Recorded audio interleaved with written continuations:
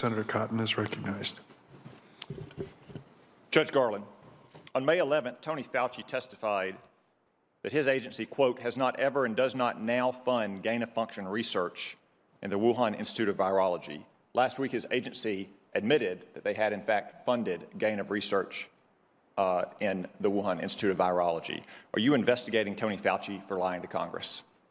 So the long-time rule in the Justice Department is not to discuss pending investigations, potential investigations. Okay, that's fine. That's fine. Do you believe Tony Fauci was truthful when he said his agency had never funded gain-of-function research? This is outside of my scope of knowledge. Okay, let's turn to your outrageous directive sicking the feds on parents at school boards across America. When you crafted that October 4th memo, did you consult with senior leadership at the FBI? My understanding was that the memo, or the idea of the memo, had been discussed with the FBI before it got. Did anyone at the FBI express any doubt or disagreement or hesitation with your decision to issue that memo? No one expressed that to me. No one? To me. No one expressed that to me, no. Because a lot of them have contacted us, and they said they did, Judge. I'm sorry? A lot of FBI officials have contacted my office and said that they oppose this decision. Well, I doubt any of them spoke to me about it because I didn't speak to no one. All right. Made that All right. To me. Judge, you've repeatedly dissembled this morning about that directive. For instance, about the National Security Division. Chuck Grassley asked you a very simple question, why you would sick the National Security Division of the Department of Justice on parents. John Cornyn asked you the same thing. You said it wasn't in your October 4th memorandum, it was in another office's memorandum. It wasn't another office's memorandum, Judge. It was in a press release from your office, right here in front of me, October 4th, 2021, for immediate release. You're going to create a task force that includes the National Security Division. What on earth does the National Security Division have to do with parents who are expressing disagreements at school boards? Nothing in this memorandum or any memorandum is about parents expressing disagreements with their school boards. The memorandum makes clear that parents are entitled and protected by the First Amendment to have vigorous debates. We don't, the Justice Department is not interested in that question at all. It is okay, so even in that case, what is the National Security Division, Judge? These are the people that are supposed to be chasing jihadists and Chinese spies.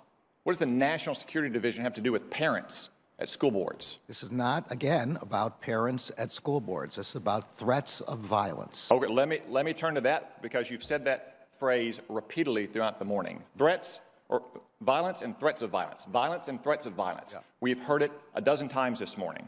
As Senator Lee pointed out, the very first line in your October 4th memorandum refers to harassment and intimidation. Why do you continue to dissemble in front of this committee that you are only talking about violence and threats of violence when your memo says harassment and intimidation? Senator, I said in my testimony that it involved other kinds of criminal conduct, and I explained to Senator Lee that the statutory definitions of those terms and the constitutional definitions of those terms involve threats of violence. Okay, let's look at one of those statutes you cited, Section 223. Yeah. That statute covers the use of not just telephones but telecommunications devices to annoy someone. So are you going to sick your U.S. attorneys and the FBI on a parents group if they post on Facebook something that annoys a school board member, Judge? The answer to that is no, and the provision that I was particularly drawing to his attention was 2261A, which was to engage in... I wasn't talking about 2261A. I know you mentioned that. You also mentioned 223. That's what I mentioned. Yeah, but the only Judge, you also told Senator Klobuchar that this memorandum was about meetings and coordination. Yeah. Meetings and coordination. Yeah. Well, I have in my hand right here that I'll submit to the record a letter from one of your U.S. attorneys to all of the county attorneys, to the Attorney General, to all sheriffs, to the School Board Association of his state, in which he talks about federal investigation and prosecution. It's not about meetings, it's not about coordination, it's about federal investigation and prosecution. Did you direct your U.S. attorneys to issue such a letter? I did not. I have not seen that letter. It's got 3 pages. It's got 3 pages of spreadsheet about all the federal crimes that a parent could be charged with, to include the ones you cited. My Did memorandum, Maine Justice make this spreadsheet, Judge? I don't have any idea.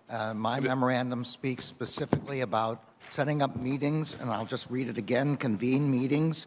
Judge, we've all read your memorandum. We've also heard you dissemble about your memorandum. I have, and the record now shows, one of your U.S. attorneys sending out a letter about federal prosecution investigation and list in detail the federal statutes for which you could be prosecuted. Judge, you've talked a lot about intimidation and harassment. Have you issued a memorandum like your October 4th memorandum about the Black Lives Matter riots from last summer?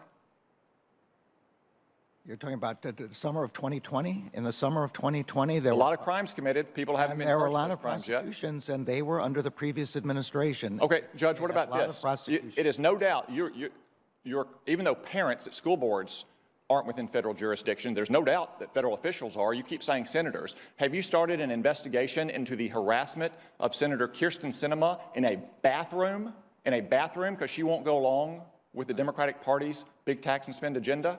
That is a sitting United States senator being harassed in a bathroom. I don't know whether the senator has referred the matter to the Justice Department or not.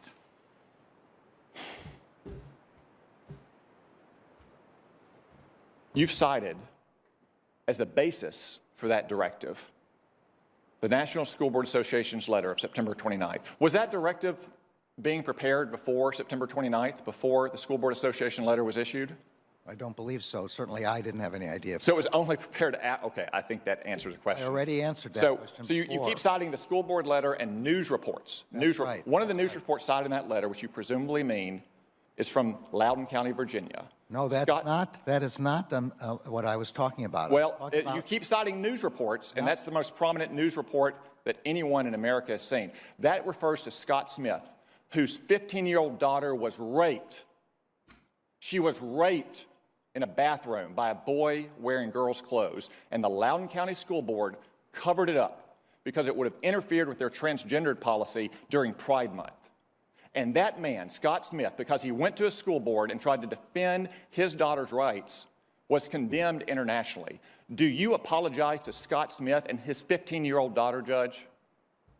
Senator, anyone whose child was raped is the most horrific crime I can imagine, and is certainly entitled and protected by the First Amendment to protest to their school board about this. But he was cited by the School Board Association as a domestic terrorist, which we now know that letter and those reports were the basis for your... No, Senator, this is that's wrong. Shameful. Judge, this is shameful. This testimony, your directive, your performance is shameful. Okay. That's not correct. Thank God you are not on the Supreme Court. You should resign in disgrace, Judge. General Garland, do you want to complete your answer on?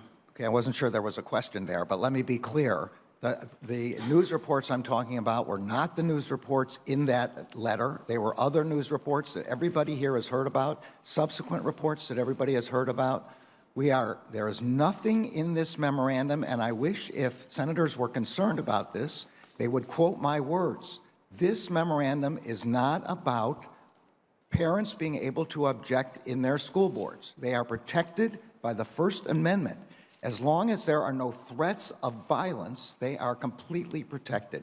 So parents can object to their school boards about curriculum, about the treatment of their children, about school policies. All of that is 100% protected by the First Amendment, and there is nothing in this memorandum contrary to that. We are only trying to prevent violence against school officials. Thank you.